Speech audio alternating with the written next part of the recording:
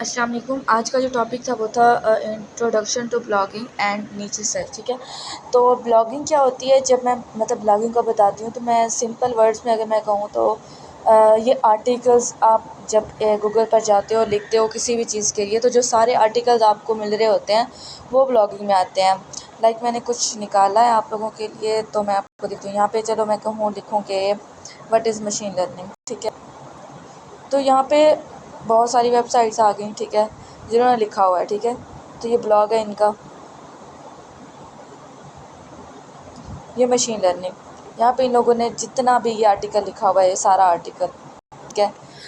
तो ये machine learning में आ गया, ठीक है।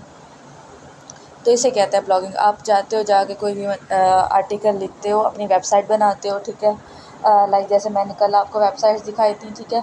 तो वो ब्लॉगिंग है। तो ब्लॉगिंग में एक डिफरेंट मेथड से अर्निंग होती है। तो यहाँ पे इन्होंने ब्लॉग बनाया हुआ है, तो यहाँ पे इन्होंने किया हुआ है कि सर्विसेज दे रहे हैं, लाइक कोई डेमो वगैरह। लेकिन जो ब्लॉगिंग मैं आपको बता रही हूँ उसमें अर्निंग इस तरह से होगी कि आपके एड्स चलेंगे वेबसाइट पे।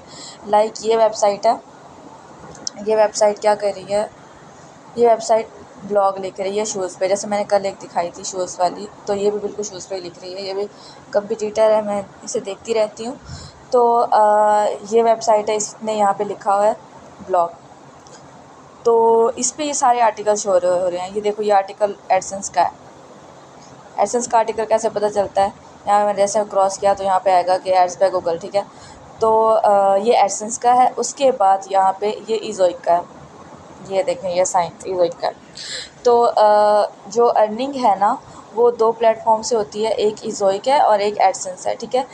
तो इज़ोइक ज़्यादा अच्छा है, ये देखिए एड्स पे गूगल आ गया। तो जो इज़ोइक है वो ज़्यादा अच्छा है एडसेंस से। लेकिन आपको सबसे पहले आप एडसेंस लेते हो, उसके बाद इज़ोइक में जाते हो। इज़ोइक भी डायरेक्ट मिल सकता है, डिपेंड कर रहा होता है आपके पास। अगर बहुत ज़्यादा ट्रैफिक आ रही है तो इज़ोइक आपको मिल जाता होता है। लेकिन मसला क्या होता है कि आपको क्वालिटी कंटेंट लिखना होता है। मैंने यहाँ पे लिखा 6 main differences between Kolhan versus कोलाक्स। तो इस बंदे ने लिखा है, तो इसने शुरू से ही अच्छे से लिखना शुरू किया है और ये यूज़र को वैल्यू दे रहा है। यूज़र को वैल्यू का क्या मतलब होता है कि जब ये यूज़र पढ़ेगा तो उसे पता चल जाएगा कि वाकई में कोल्हान और वर्सेस क्लार्क्स में दोनों में डिफरेंस क्या है और मुझे किस में जाना चाहिए, मैं किस में जा रहा हूँ, और एंड पे ये कंक्लूजन भी करेगा, ठीक है। तो वो मैं आर्टिकल में आपको जब बताऊँगी तो वो इस तरह से आ जाता है। अब क्या है कि जो ब्लॉगिंग है इसमें काफ़ी अच्छी अर्निंग होती है।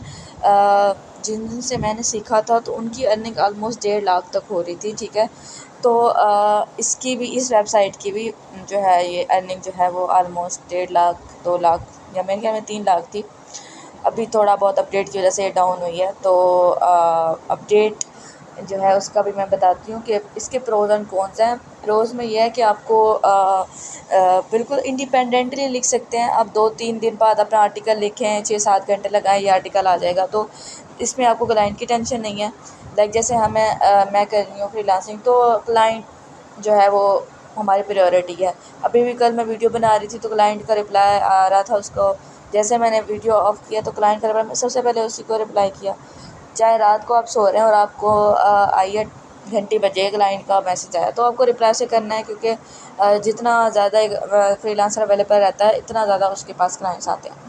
तो फ्रीलांसिंग में थोड़ा ये मसला आ जाता है। लेकिन जो ब्लॉगिंग है वो आपके अपने हाथ में, आपकी अपनी वेबसाइट है, आप अपने इसके सीईओ, तो इसका कोई इतना ख़ास मसला नहीं होता कि आपने जो है वो टाइम जो है वो मैनेज भी कर सकते हैं। तो इसका ये प्रोज़ है और इसमें अर्निंग भी काफ़ी अच्छी होती है। 2-3 महीने बाद आपकी अर्निंग स्टार्ट हो जाती है।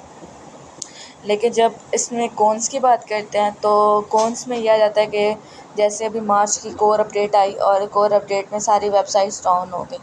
तो सारी वेबसाइट जब डाउन हुई तो जो 3 लाख 4 लाख तक कमा रहे थे वो 5-10 हज़ार पे आ गए। तो ये इतना भी होना चाहिए कि आपके दिमाग में होना चाहिए कि वेबसाइट डाउन भी हो सकती है। अभी रिसेंटली मेरी अपनी क्लाइंट की वेबसाइट डाउन हुई है।